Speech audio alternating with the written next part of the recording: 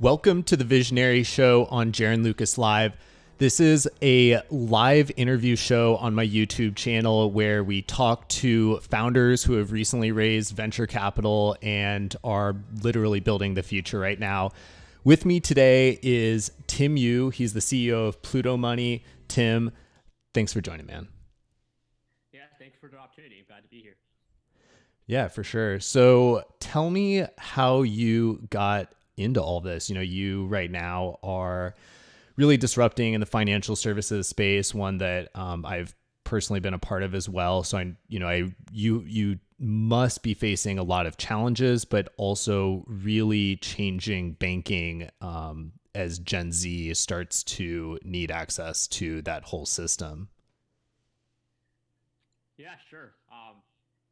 So just a real quick about my background, just more context, and I'll kind of get into how we even thought about, becoming entrepreneurs in this space. We certainly didn't work in banking or fintech before we started Pluto Money. So it's certainly a story. And so I was actually a pre-professional musician before I went to UCLA.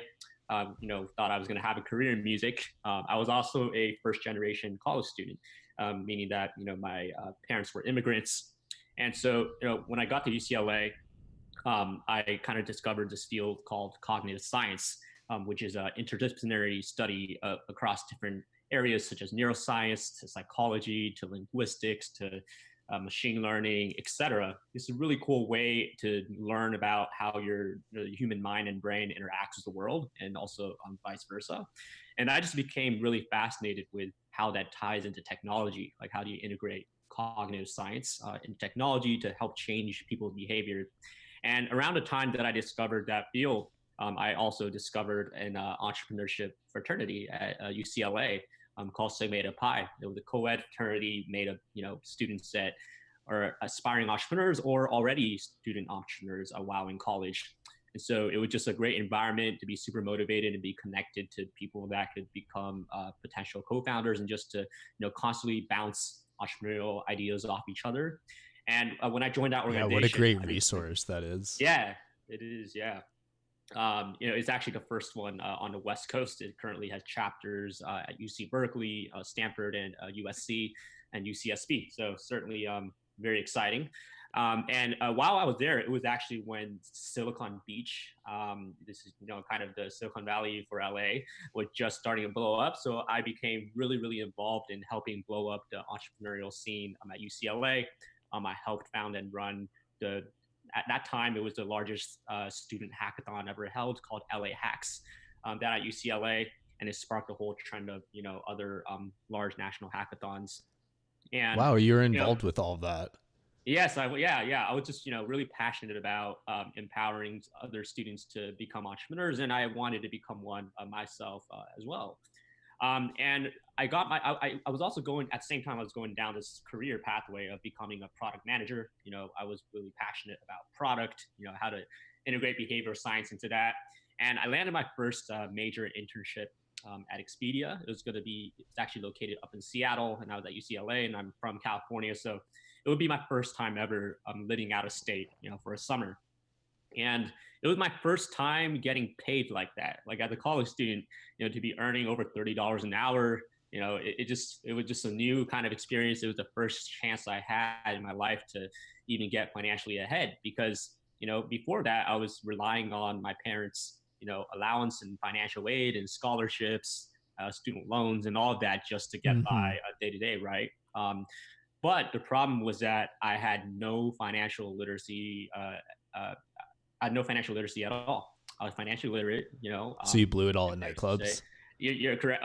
Maybe not nightclub, maybe a couple of them, but no, it was a lot spent on food and Amazon orders, like, etc. experiences. I was not responsible at all. So yeah, you're correct. I blew through all of it. So on top of the student debt that I already had, I also accumulated credit card debt. I had no idea how credit worked. I didn't understand, what it meant to pay interest on that, how that adds up over time, how it gets worse, etc.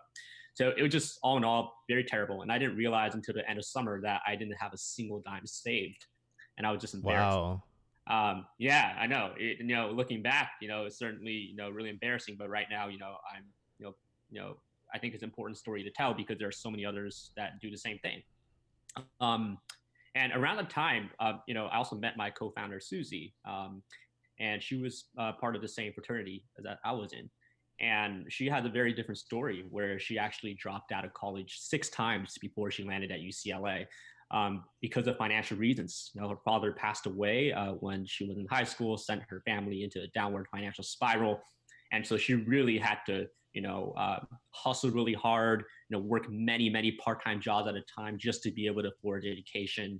She even her and her mom ended up selling their house to start a business, this cafe franchise in Korea that actually expanded to multiple branches, generated over $1 million in revenue. And so, she already had that small business experience. And when she finally got to UCLA, she really wanted to get a career in the arts. So there was a study abroad program that she got into, and she was already all excited to go. And then she suddenly had a panic attack. She realized that she didn't have any savings. She didn't even know what the difference between a checking and savings account was. She didn't have a credit card, didn't understand how credit worked, and just had no idea how she was actually going to be able to afford living abroad like that and be able to complete that program. And so she dropped out. And as a result, dropped out of that career. And, we just kind of got together and just realized how big of an issue financial illiteracy was. But not just that, also, even if, there's financial literacy education, there's still a huge difference between understanding different terms and knowing what they mean, and then actually, taking action on them, right? There's a huge difference, huge gap that we saw in the marketplace. We saw that there were a lot of solutions geared toward people that were already in the workforce, people that had more money, or people that are already so deep in debt that they're just so desperate for any solutions. You start thinking about those, payday lending solutions of loan sharks and all of that. And we just saw a huge untapped opportunity for young adults that are, just learning how to become independent for the first time. Yeah, Gen Z. Exactly. And particularly in college. And so that's kind of how we started thinking about how are we going to solve that? How are we going to make it super easy for Generation Z college students to start taking action on their finances before it's too late, right? Before they get that first full-time paycheck and start blowing that and, getting their problems to become worse and worse. Yeah. So how do you reach people who are in that target market? It sounds like you're reaching them while they're still in college. Mm-hmm. Yeah.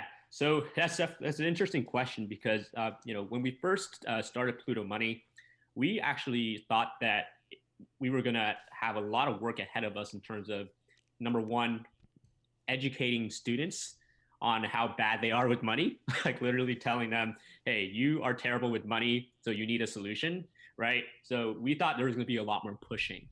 But what we discovered was really fascinating. There was actually a lot more pulling. People were actually finding us. They were actually looking for solutions like ours, more so than what we could have imagined. And we just realized that it's because, they weren't millennials. These were Generation Z, an entire new generation that, grew up in a time where, like the Great Recession, a student debt crisis. These are students that have seen, the financial plight of, their millennials, their older counterparts, and how they suffered, when they entered the workforce and, got a severe debt and, couldn't get out of it. And so we found that they were actually a lot more motivated to do something about that. Like they realized that they have to take action early on. Otherwise, they're going to end up in the same boat as their older counterparts. And also at the same time, the parents have also become, a lot more, educational. Like they try to do a lot more in educating their own children about finances and trying to get them to take action. But the problem is that while the motivation is there and the need is there, there's no solution for them, right? And so that's where we came in. And so it became really natural for us to get a lot of organic growth, people actually searching the app store for, money management solutions like ours. Also, we also look at that, by focusing on college students, this is a high affinity marketplace, right? It's not like, they're scattered all over the place. We know that they're on campuses. And so you can leverage channels within college campuses to acquire these students as users. So for example, at UCLA and UC Berkeley, they have these things called these financial wellness programs. These are entities that school administrators have funded and set up. that provide financial advice and like mentorship to any students that need help with their day-to-day finances, or understanding how to pay off loans, etc. They're separate from financial aid offices, in that this is all about financial literacy on campus and all of that. And so that became a very natural pathway for us to promote our app. And those organizations are super receptive, because we are quite literally the only app of our kind that is completely geared and branded and designed for college students. And that's a big deal, because trust is paramount when it comes to financial services for students, and schools are realizing that. And so, Yeah, and that gets for us. to a point that you were making before we got on air, which is that the difference, one of the differences between maybe millennials and Gen Z is trust. Millennials looked for transparency, which I totally agree with you on, and Gen Z is going even a step further, and they want authenticity. Mm-hmm. Yeah, that it's an interesting distinction, right? So because I'm from right now I have a fintech background because of Pluto Money, and so I've certainly seen a lot in this space. And I don't know if the listeners might have heard about all these scandals that have happened from banks, with all the hidden fees and really shady practices and opening up accounts without their knowledge, all that, right? Like Wells Fargo, like a huge scandal that rocked them just I recently. think most of us on this channel have heard of that by now. It's pretty crazy how corrupt banking practices are, even though they're regulated, and there's a greed factor that you can never really regulate away. So that's kind of the origin for a lot of what we see in banking, and more and more people are really trying to find institutions that will create that change, that represent something that is sort of like a bank that actually helps people. Exactly. And yeah, and when the news broke out about those sort of malpractices, that's where transparency became a big thing, right? Consumers want to know, what are the fees that they're being charged, right? They want to make sure that these banks are actually aligned with their best interests. They're not trying to screw them over, etc. And that's where the transparency phase comes in, right?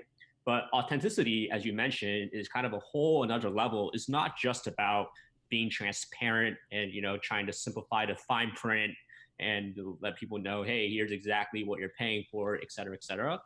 Authenticity is actually more about how does a brand, right, whether it's a bank, whether it's some other consumer tech company, or some like e-commerce or whatever, right? Like, how do you understand your customer and relate to them on an emotional level, and put yourselves in their shoes and have that empathy, right? And that comes That's really a key marketing. I don't want to call it like a key marketing phrase right now, but it's definitely something that anyone who's marketing right now in general, but especially to Gen Z, should be aware of, is exactly what you said. It's really getting inside the customer's shoes and being empathetic, and that empathy factor, and using that to figure out a message. One of the things that I talk a lot about on this channel is visualization, and visualization has been a practice that's been really helpful to me, only second to meditation, because it allows you to avoid so many mistakes. Because I now spend probably 70 to 80% of my work time planning. It used to be 100% executing. And that's really, this is more an issue that millennials have been going through, is burnout. So you work really hard, you work, and if you're not working, then you should be ashamed. That's a general theme that I think has been a part of this whole work hustle culture. So moving beyond that, I think people my age are starting to say, like, I want to be fulfilled. Like, I don't want to just work a job. I actually want to do something that fulfills me. And so as they do that, a lot of people are starting businesses. And one of the things, I think a mistake that a lot of early entrepreneurs tend to make, is that they're just working all the time.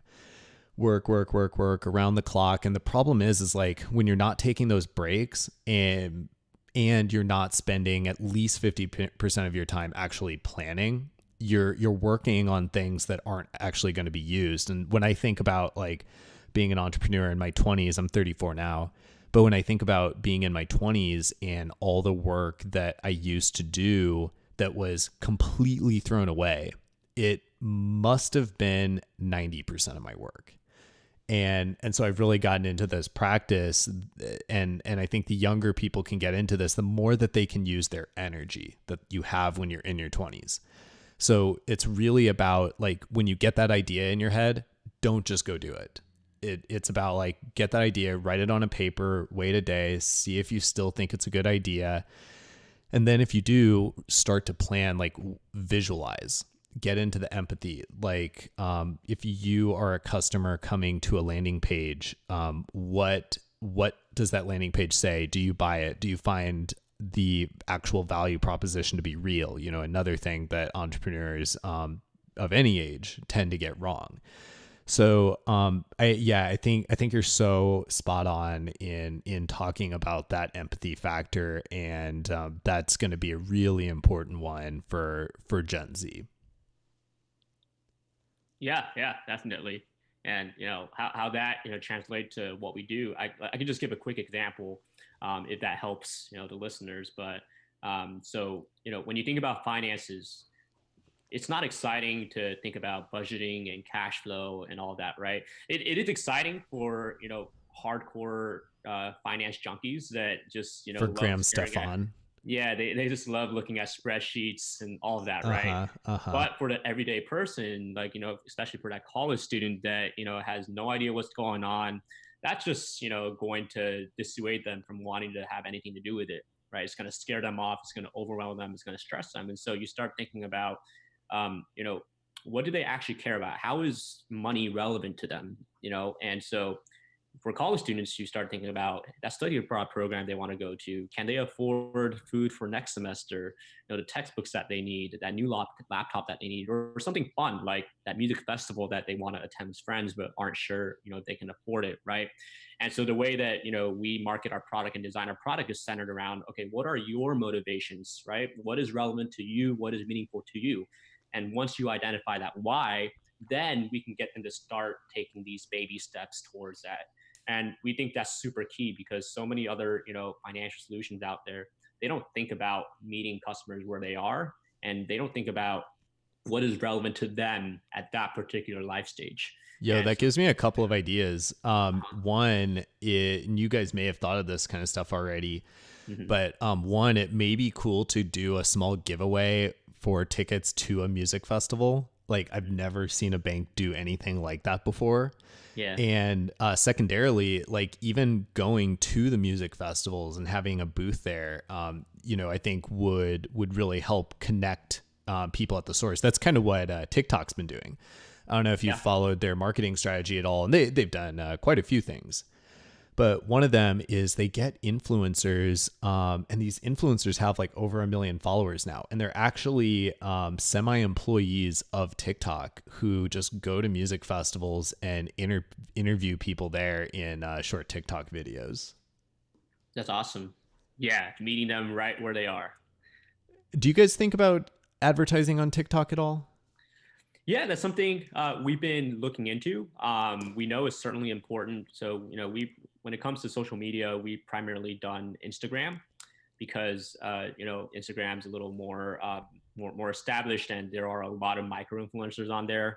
A lot of people already have pretty good followings there. And TikTok is a very, very unique platform. You can't just plug and play your Instagram content onto TikTok. There's a certain type of humor, certain type of vibe that you need for TikTok. And it goes to that authenticity thing you were saying, because I was playing around with TikTok, and honestly, that's a tough one for me. But it's very high school right now. But when you look at the advertising there, Gary Vee was having a real problem, even just like promoting his own channel, because he was putting out videos that were very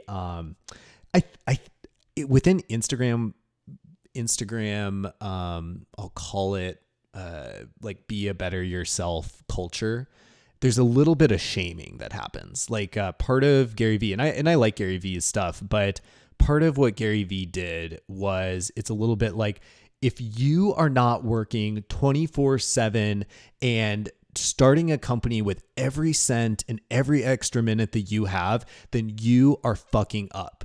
And that's like Gary Vee right there. And he was having a lot of trouble applying that to TikTok. Now he has such a team and he's been A/B testing everything, and I've watched him do it, where he's starting to build up, kind of a more empathetic tone. And you're actually seeing him talk more about that on his YouTube channel right now, like bringing empathy. He's kind of moving against the shaming a little bit. Another person, this stuff is really fascinating to me. Another person who's been having a lot of trouble on TikTok is Lewis Howes. And he has over 1 million Instagram followers, did really well there. Before that, did really well on LinkedIn. He has a very popular podcast, very popular YouTube channel. And then you go to his TikTok page and he's putting up videos that any Gen Zer will know, like, just don't resonate. And it's the kind of stuff where I'm gonna imitate him right now, but he'll go on and he'll be like, "Hey guys, it's Lewis Howes here, and I just want you to know that I hope you're having a great day. Go get out there, go do something you're passionate about, and just have fun." And I'm like, blah. Like, I'm thinking the same thing all Gen Zers in high school are saying right now about that. So, it's like all these people are learning. The final case was Diplo. Diplo was having a lot of trouble. So all these people from kind of like the established social media and news platforms right now have been having a lot of trouble with Gen Z. And I think it comes back to the same thing you were talking about before: authenticity and empathy. Yeah, it's certainly a different beast. It's something that you really have to rethink how you communicate with people through TikTok, especially the audience, and especially if your primary audience isn't that audience, right? You can't just simply try to plug and play what you already have going on. You got to completely give it a refresh. And it's like for us, as a young startup, we don't want to spread ourselves too thin, right? And so TikTok is something that we're thinking about, but we just have to be smart in terms of not trying to target every single channel at a time and be strategic about it. And so eventually we will get on TikTok, but because we're dealing with finances and we got limited resources as a startup, we just want to make sure that when we get on there, we give the best first impression, because when it comes to finances, trust is everything, and the second you break that trust is really hard to earn it back. So yeah. Yeah, 100%. So, we've talked a little bit about millennials versus Gen Z, but I'd like to Gen Z. I think I said C there, which hopefully that one never exists. I hope that the whole like Gen X, Gen Z, Gen letter name title thing goes away after this one. Well, there's Gen Alpha is already there. Gen Alpha. Oh, come on. Sorry to. No, man. Can people, yeah. You know what? So that just tells me that it's someone at a major marketing agency who only works with corporations who's coming up with this stuff. And it would make sense too, right? Because those people, they just get on national news. They start telling people about it, like very influential people about that. Then it becomes that. I feel very blessed to be a millennial because we got the best name that has been made in at least the last 60 years. Yeah, that is true. That's true. But yeah, I want to go into that a little further. Millennials, you mentioned, and I mentioned this, but you had said before we got on air, millennials are all about transparency. Gen Z is all about authenticity. And that is true. And from what I can tell, and but it's also a very high level. So I want to like get like down and dirty. Like, what are the things that let's say someone is trying to start a new company in a product area that they want to market to Gen Z specifically. Like, what's some of the advice that you might give to someone who's starting either a tech company or a product company? Yeah, great question. There's certainly a lot going on with Gen Z, considering how untapped they are, how young they are, and just how different they are. I think the first thing that any entrepreneur should think about is to really understand the environment that they've grown up in, right? These days, you're seeing elementary school students, middle school students playing games on the iPhone, on the iPad. That's something that did not happen for millennials or any older generations, right? You're seeing people starting to code in middle school. It's like a normal thing now, right? Mm-hmm. You just think about how much impact technology has had on these people's lives. They're exposed to technology almost from the day that they are born, and it's become second nature to them. And as a result, they're having to process so much information every single day from all over the place, right? Whether it's from their laptop, from podcasts, from YouTube videos, from movies or Netflix or whatever, right? And so it becomes really important to understand what ultimately what like really matters to them, right? And so one thing that's really important to the young generation is social impact, right? They, because of media, they hear all about the negative things happening in the world, whether it has to do with politics, whether it has to do with racial issues, whether it has to do with global warming, I am really etc. curious. I am interested to hear you say that because, I have a question for you there because with millennials, like we truly care. And in a video that I put out recently, and I've touched on this in a couple of my videos, I talk about how millennials are really at an inflection point. And it's going to be interesting to see how that plays out in politics and corporations because we are completely aware that climate change is real. We're completely aware that sustainability matters and that inner happiness doesn't come from everything you see on Instagram. So we recognize all that. The problem is that a lot of people who are going to come into power are going to be the people who are still not quote unquote woke. It's the people who are maybe they have really rich parents who own a pharmaceutical company or an oil company or a bank. And these are, some of the three biggest influences, not only on anti-sustainability, like things that are actively destroying the planet right now, but they're also some of the biggest influences in politics. So when you take those things and you put these people's children in power, they're not necessarily going to want to give up this thing that's creating maybe $100 million of income for their family.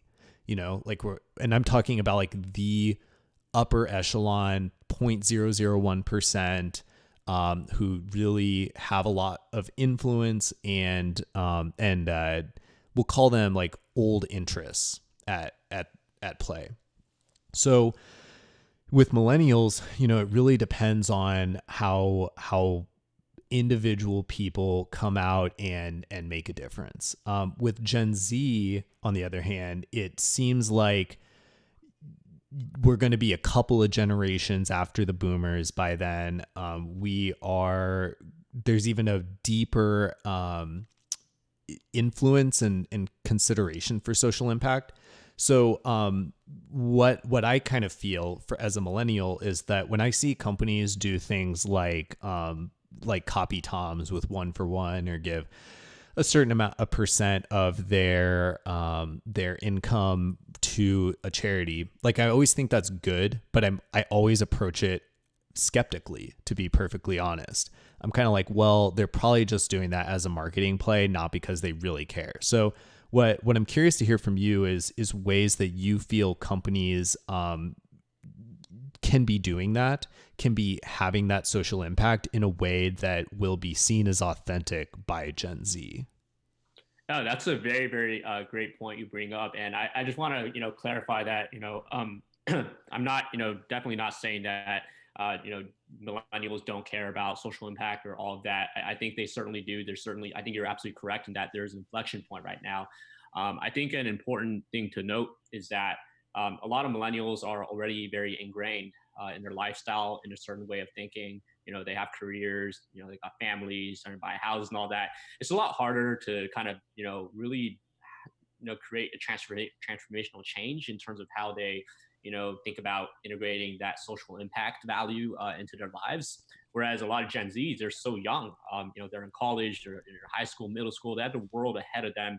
They have technology at their disposal, and so I think the way to think about, how to kind of it's like, how do you empower them to take action? And I think you're correct in that it's not enough to simply, you buy a product and, you donate something like that. That's great and all. I think there certainly is a marketing angle there. And I will say that, just because there's a marketing angle doesn't mean that when people, buy from those companies, they don't actually care about it. I think people do care. I think it is a great way to kind of reduce the barrier for someone to help. But the thing about Gen Z is that they go a step further in that they want to be the ones with their voices being heard. They want to be the ones that are taking action. And that's where this whole, entrepreneurial trends come in. Gen Z is the most entrepreneurial generation ever, right? So, you can think about how do you create tools that help democratize that, ability to become a social entrepreneur, right? Whether it has to do with mobile commerce, whether it has to do with, podcasts, where you can share your voice, etc. Whether it has to do with, how do you mobilize more people to vote, or have more discussions around politics, etc. I mean, there are so many things that you can leverage with technology to really empower these people to do something about, what they're thinking. Right? It's all about action for this generation. You have touched upon some really important points there. It's actually what I'm testing out in a business that I'm starting with a partner of mine right now. So I think the things that you're saying are really sparking some lights in my head. You touched upon that within social impact, Gen Zers want their voices to be heard.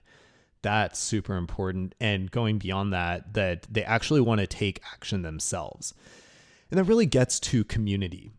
Community marketing is something that is growing and going to continue to grow. It's actually one of the reasons why I am doing live streaming on my channel, to learn how to grow a community myself, and not for the sake of it, but actually to create a community of people who care. And I think with that, you also touched upon social entrepreneurship. That's a word I actually haven't heard too many people say yet, and I think it gets into like what a lot of people in the millennial generation are also trying to figure out, which is how do I find something that makes the planet better and fulfills me. Yeah, certainly, it's not an easy thing to do because, we live in a capitalistic society, right? That's driven by profit, and more often than not, profit is not aligned with, the consumer's best interests or with bettering the world, right? Especially when you Yeah, think how do about you bridge that? yeah, and especially, I grew up in Silicon Valley, so it's especially prominent here. I mean, there are so many companies that will claim that they're mission driven and care about social impact, but at the end of the day, you look at their business model, it simply isn't aligned with that. You see that they're funded by venture capitalists whose incentive is certainly not to better the world, is to get as much return as possible on their money, It's right? actually a bit of a joke within the VC community when people talk about social ventures, social investing. Yeah, and that's very unfortunate. I think the way that you think about it is from a business perspective. Obviously, you need to be able to generate revenue to survive as a company, right? I mean, you got you can raise funding and all that, but ultimately, at the end of the day, if you want to become a long lasting company, you need to generate revenue. So you really need to think about, does your revenue stream align with what's in the best interest of consumers? So let me give you an example. All right, you go back to my experiences in this financial services and banking world. You look at the Wells Fargo's and the Chase and the Bank of America's of the world. A lot of the revenue comes from hidden fees that they charge consumers. Whether it's making late payments, interest, overdraft fees, etc. Like hundreds of billions of dollars annually on those they generate revenue from. And when you look at that, it's clearly not aligned with their best interests. Like, why, if you truly care about consumers, why are you charging them fees when they're overdrafting their accounts? Why are you charging them fees to even have a bank account, I know et I cetera, gotta call right? Wells Fargo to reverse like $60 or $100 of transactions on accounts that I don't even use. They're just I know, open. right? Yeah, it's terrible. It's terrible. And so for us, like what we are trying to do right now is that we are trying to help these Gen Z college students achieve their financial goals and earn their trust and everything. And so because they're more prone to overdrafting, it definitely wouldn't make sense for us to have the revenue stream where we're charging overdraft fees and everything. And so for us, it would be completely no fee, zero fee banking. And we are thinking of generating revenue when we help them actually save money, right? And so let's say that they're able to they end up being able to save a certain amount of money that they wouldn't have otherwise without a product like ours. And then we can potentially just take a cut of that savings, right? So in that way, it's completely aligned with them. Or we are also considering charging like premium membership, where the core services is always going to be free when it comes to your day-to-day cash flow management. But then when we start offering additional financial services, like helping them build their credit, et cetera, like some more complex things, then we can charge a flat monthly kind of premium membership fee. And the key is that it's fully transparent. You know exactly what you're going to get with the amount you're paying. You're not getting charged any weird hidden fees or anything like that. And so yeah, it's just really thinking about how do you align what your business is doing with your consumers' best interests. I think that's just a way to think about it. Yeah, definitely. So for people who are, and by the way, if you're watching this right now, thank you so much for tuning in. I'm glad that you're interested in these topics. And if you believe in social impact, give this video a like, and so that YouTube shows it to more people. So, I think that a lot of people who are in the Gen Z want to become entrepreneurs, something you said not too long ago. What's your advice? Like there is a line between kind of like people who should be entrepreneurs and people who want to be entrepreneurs, and it's a very, very tough road. There are a lot of downs. So but with that said, a lot of people I think are inspired to have personal freedom. And that's really driving this. And I have to imagine that with the gig economy changing things, more and more people are going to be working remote from home. And there's just not going to be that need to go into an office at least every weekday.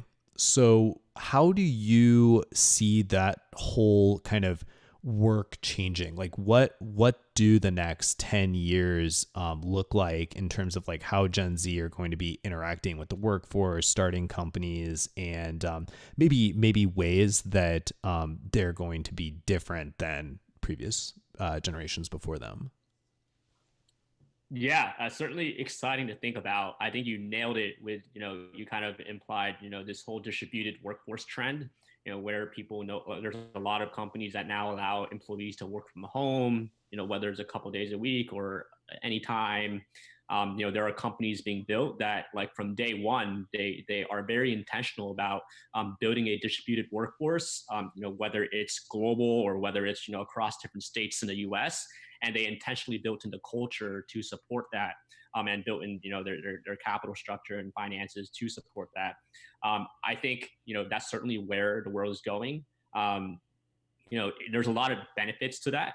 I think number one, it allows for more creativity and inspiration for anyone that doesn't have to go to the same office every single day. You get stuck in that routine, right? You kind of get trapped there. Also provides more flexibility for mental health, physical health, emotional health, by giving people more control over their personal lives. And it certainly saves a lot, on cost.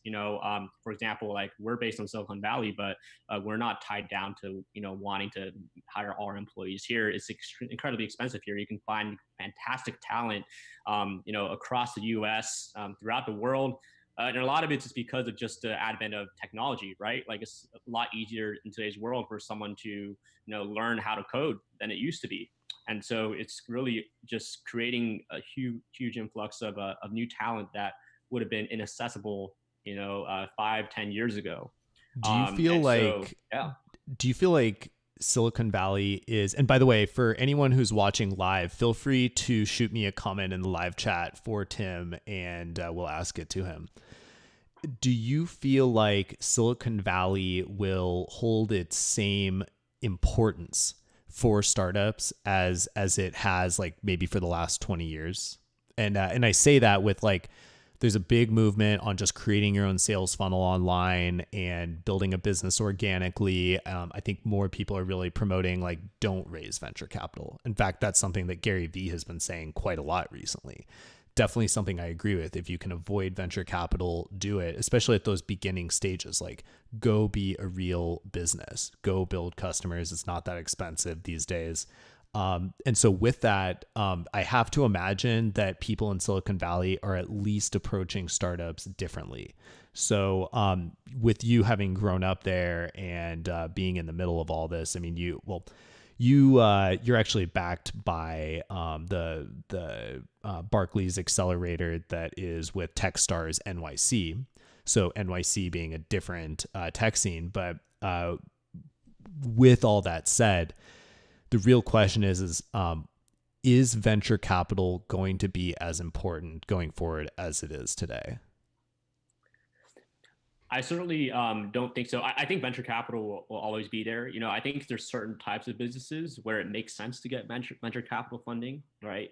Some sorts of businesses, it just makes sense to scale up like super, super quickly and get as many users as possible and then go from there. And sometimes some companies just like to shoot for the moon from day one, right? Like they're worried about competition. They just want to get ahead of it. And so, they have a huge war chest then and they got an experienced team and they can really quickly become the first big brand or first huge success that's become an incumbent essentially, where it's really hard for other people to keep up with.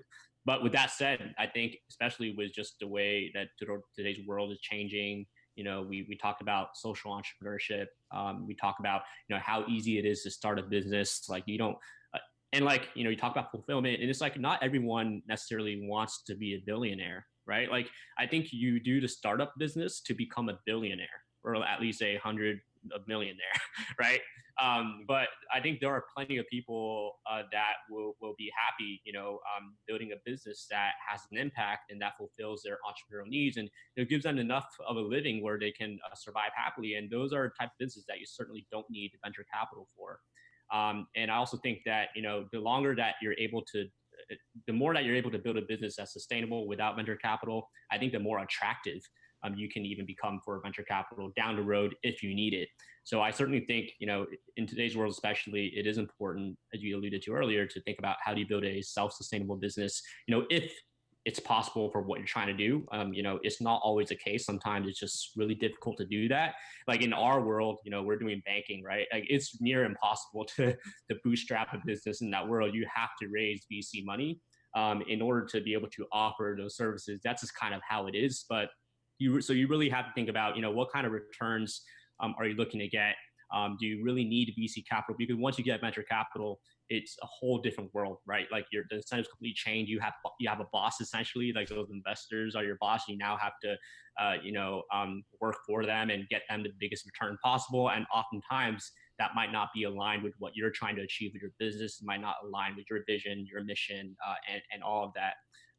And so, I think that's kind of where I see it going. It's always going to be there, but I think there's more choice in today's world of what kind of business you want to build. You don't have to rely on choose your investors carefully, right? I've noticed many companies lately, including the one who just raised something like $42 million, and I'm going to look up their name real quick. Are you talking about Front? Yeah, that's right. Yeah, it was Front. They raised $59 million, and that was all led by other tech CEOs. And I think that's a really interesting trend that I've also been noticing lately, that angel investment is kind of stepping up to another level. And I was just also reading about the founder of RX Bar the other day, who sold his company for $600 million to Kraft. And now he's investing anywhere between $25K and $1.5 million into different startups as he figures out what he wants to do next. And that does seem to be a real trend here, that, people no longer want to be a slave to the VC. Now, we have a question via text here from Chris, who asks, what is the future of social media for Gen Z? What do you think about that, Tim? Yeah, great question. I think we kind of touched on several of that aspect during this conversation, right? I think community is a huge one, as you mentioned, but a different kind of community, actually. So there's actually a trend of Gen Zers actually wanting to have more like real life experiences and more intimacy, right?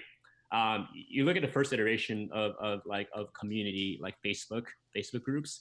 It's very like actually not very personal at all. A lot of those groups have become really, really spammy. You don't know who these people Mm-hmm. are.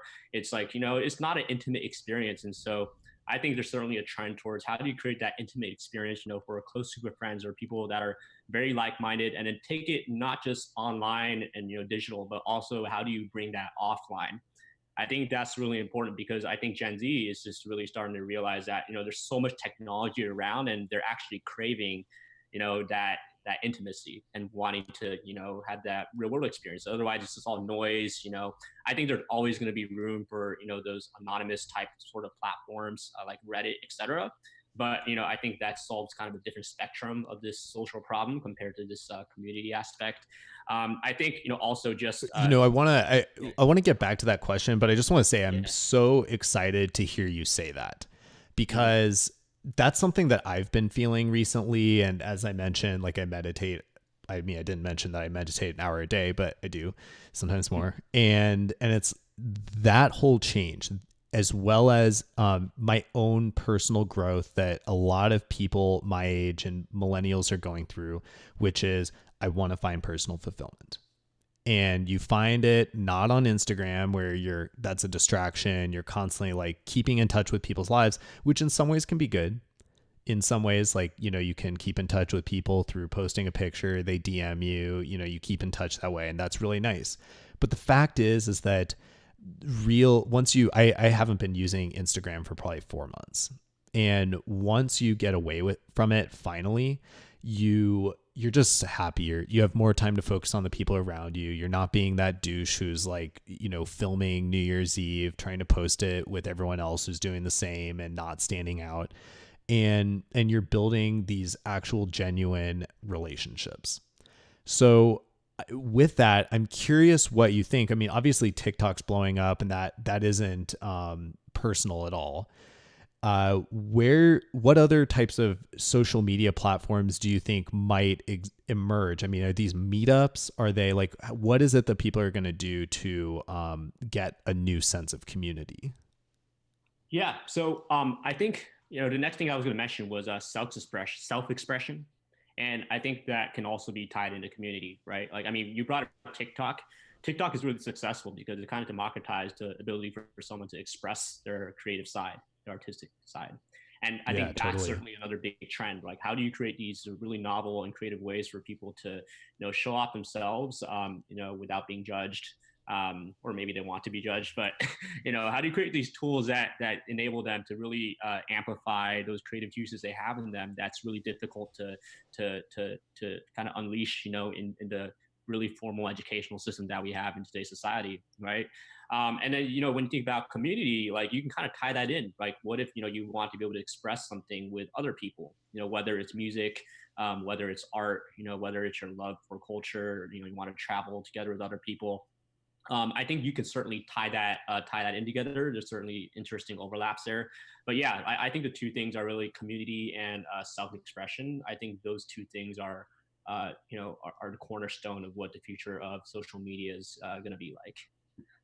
Wow, yeah. And for those of you who are watching and thinking about either starting a social media network or actually being an influencer, that word is less douchey these days.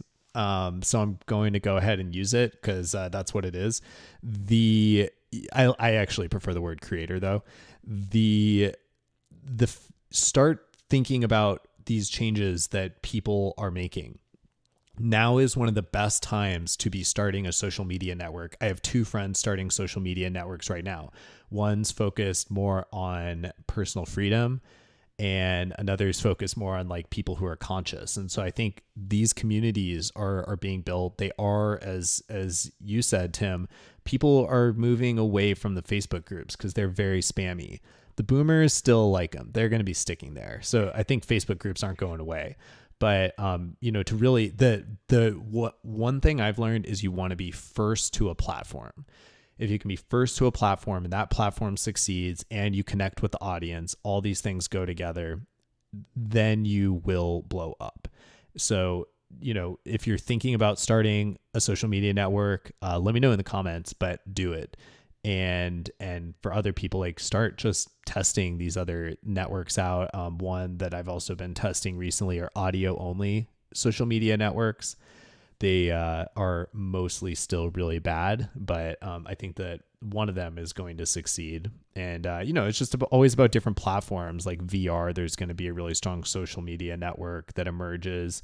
I think the concept of a YouTube channel could change on VR when you imagine like people creating 3D experiences that are immersive. And especially as like chatbots might play into all of this with imagine creating your own chatbot that people interact with as in a, I don't know, could be VR that kind of represents an experience people could have with you. Like, I think that something like that might also emerge as a new social media platform as AR and VR start to take off. So those are just some ideas for those of you watching, things to be on the lookout for.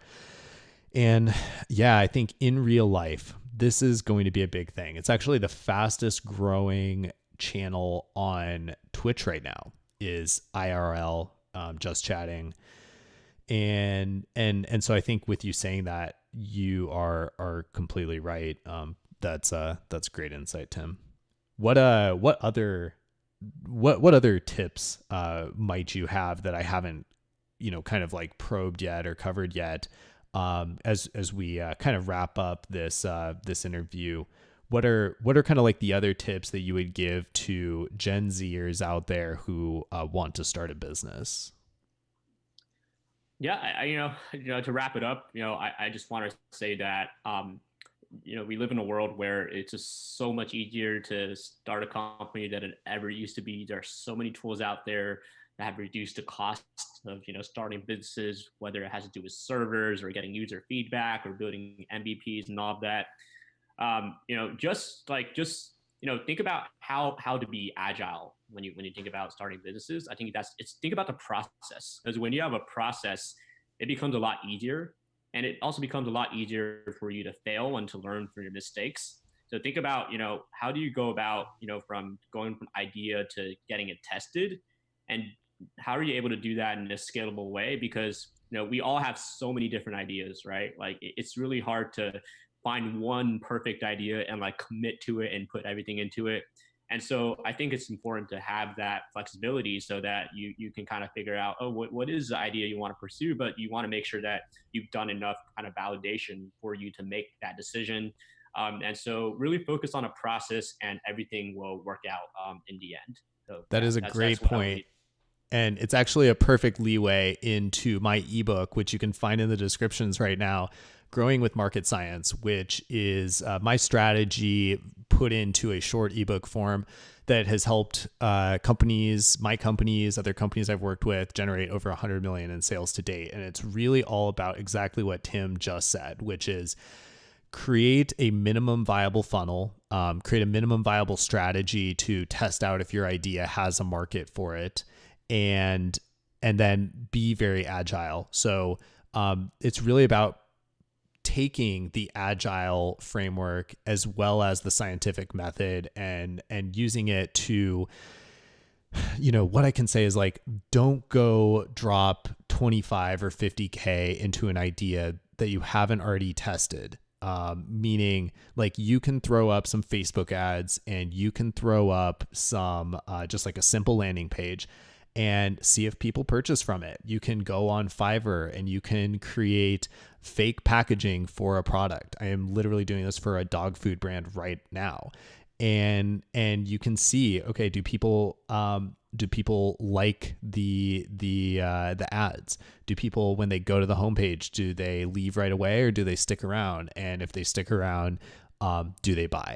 And you can answer these questions without even manufacturing a product. That's why it's so cheap today, to start a company, and you can do this with any idea for under $1,000. So I think that's incredible insight, Tim. If you're watching the program and you're thinking about starting a company, definitely go check out my ebook, which is in the description, Growing with Market Science. And yeah, Tim, this has been one of my favorite interviews I've done on the show yet, because Gen Z is such an interesting topic for marketers, for people who are thinking about starting a company as a Gen Zer, for people who are just trying to figure out what the future is going to look like, because we're on this exponential growth path as humans, where I think about the change that my grandma saw.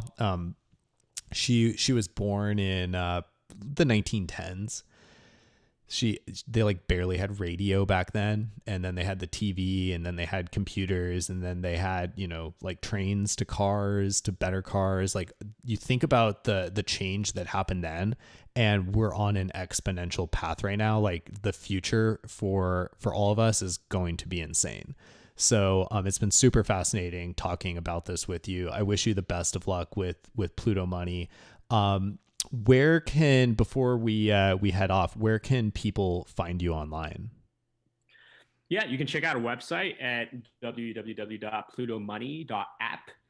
That's plutomoney.app, app. And you can also find us on the iOS App Store. Just type in Pluto Money, and we should pop right up. We are certainly hoping to launch on Android towards the end of this year. But yeah, definitely check us out. And we're always looking for more feedback. Perfect. And if you haven't done so already at home, give this video a like. Let other entrepreneurs and people who are interested in Gen Z topics find this on YouTube. Plus, I really appreciate it.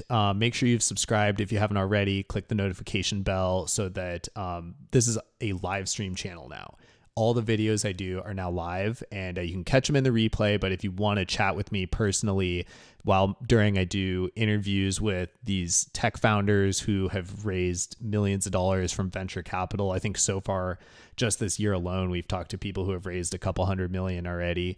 And then, I'm doing other shows when we're not doing these live interviews. So hit the notification bell, catch me live, talk to me.